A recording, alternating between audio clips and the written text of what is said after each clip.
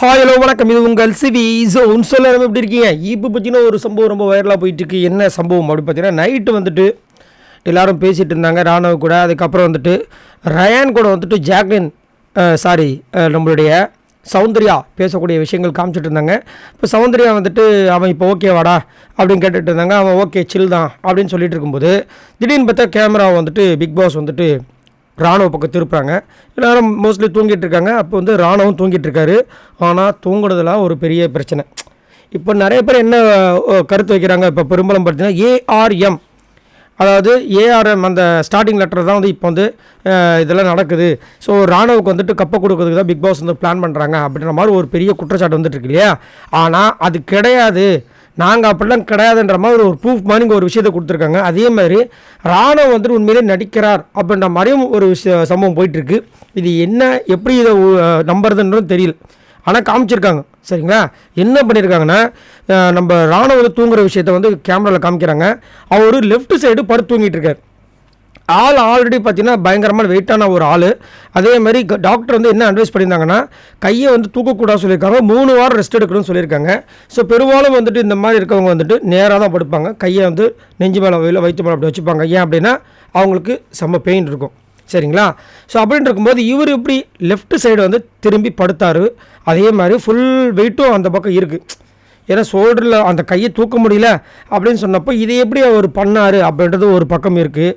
இன்னொரு பக்கம் என்ன சொல்கிறாங்க அப்படின்னா, எங்கள் பெயின் கில்லர் இன்ஜெக்ஷன் கொடுத்துருக்காங்க, அதனால தாங்க வலி தெரியாமல் இருக்குது. இதை கூட வந்துட்டு இப்படி பேசுகிறீங்க, உங்களை கடவுள் கூட மன்னிக்க மாட்டாருங்க. ஏங்க இப்படி வந்துட்டு ஒருத்தர் மேலே ஒரு வலியில் வந்துட்டு ஒரு அடிப்பட்டதில் கூட இப்படி பண்ணுறீங்களே அப்படின்னு ஒரு பக்கம். இன்னொரு பக்கம் வந்து ஏங்க கேமராவோட ஆங்கிள் இந்த மாதிரி இருக்குங்க, அவர் கரெக்டாக தான் பார்த்துட்ருக்காரு, நீங்கள் ஏங்க இப்படி பண்ணி டென்ஷன் பண்ணிகிட்ருக்கீங்க அப்படின்னு இப்படி நிறைய விதமான விஷயங்கள் போயிட்டுருக்கு. ஆனாலும் இதை ஒரு டிபேட்டுக்கு உள்ளே வரா மாதிரி வந்து பிக் பாஸ் அந்த விஷயத்தை ஏன் காமிக்கணும் அப்படி தான் இங்கே ஒரு கேள்வியாக இருக்குது. ஸோ நீங்கள் உங்களோட கருத்தை சொல்லுங்கள். உங்களுக்கு பார்க்கும்போது என்ன விஷயங்கள் தோணுதுன்றதை சொல்லுங்கள்.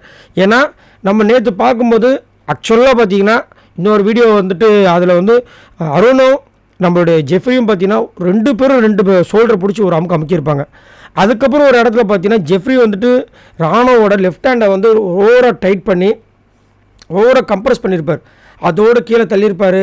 அதுக்கப்புறம் கம்ப்ரெஸ் பண்ணியிருப்பார். ரொம்ப வழியில் அவர் இது பண்ணும்போது தான் வந்து நம்மளோட மஞ்சரியை வந்து இழுத்துருப்பாங்க. அதுக்கப்புறம் மஞ்சரியை போட்டு டார்ச்சர் பண்ணியிருப்பார். ஸோ ரொம்ப டூ மச்சாக வந்துட்டு ஜெஃப்ரி பண்ண விஷயங்களை நீங்கள் பார்த்துருப்பீங்க. ஸோ கண்டிப்பாக இதுக்கு ஒரு தகுந்த நடவடிக்கை எடுக்கணும்.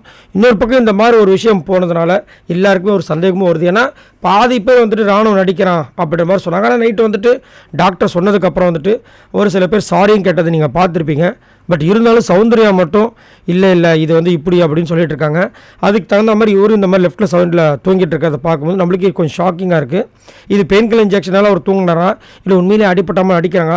அவர் அடிக்கிறேன்னு சொல்லியிருந்தாலும் பிக் பாஸ் அந்த மாதிரி சொல்கிறதுக்கு வாய்ப்பு இல்லையே. இது எங்கே நடந்துச்சு தப்புன்னு தெரியல. சரி, நீங்கள் உங்களோட கமெண்ட்ஸ் சொல்லுங்கள். உங்களுக்கு இதை பார்க்கும்போது என்ன தோணுது? மறக்காமல் கமெண்ட்ஸ் பண்ணுங்கள். பாய் நண்பர்களே.